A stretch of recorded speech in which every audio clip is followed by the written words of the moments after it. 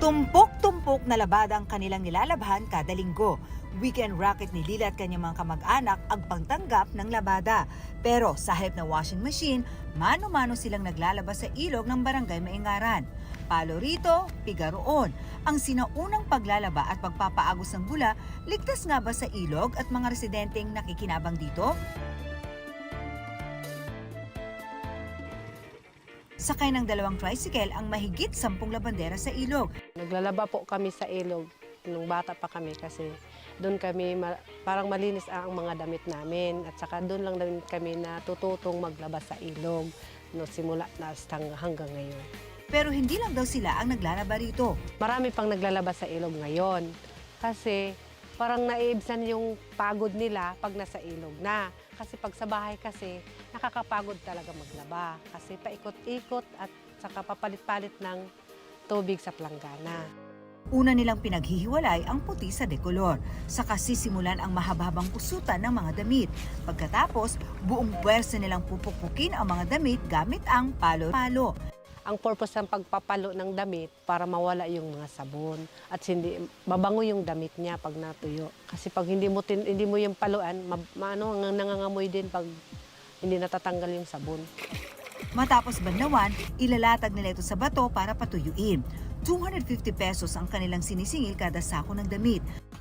2 sako ng damit ang nilalabhan nila kada linggo. Ang pinagsabunan, pinaaagos naman nila sa ilog. Halos 10 metro raw ang inaabot ng mga bula roon. Paliwanag ni Gerardo Mogol, isang sanitation specialist, ang sabon ay may toxic substance na surfactant. Pero maaaring mawala raw ito sa ilog makalipas ang ilang araw.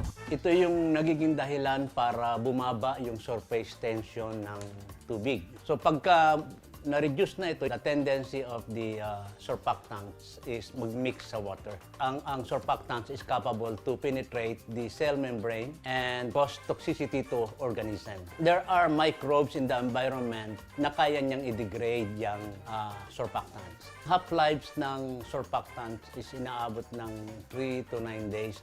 Hindi naman daw ipinagbabawal ng LGU ang paglalabas sa ilog.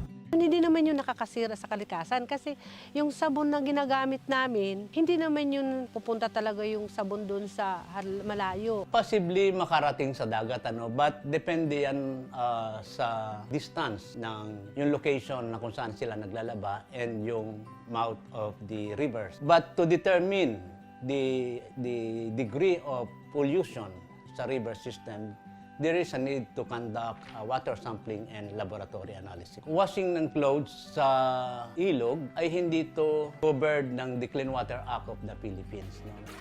Ang tubig ay buhay, sa pang-araw-araw na gawain man o bilang kabuhayan. Gayunpaman, responsibilidad pa rin nating alagaan ito para mas mapakinabangan pa ng nakararami.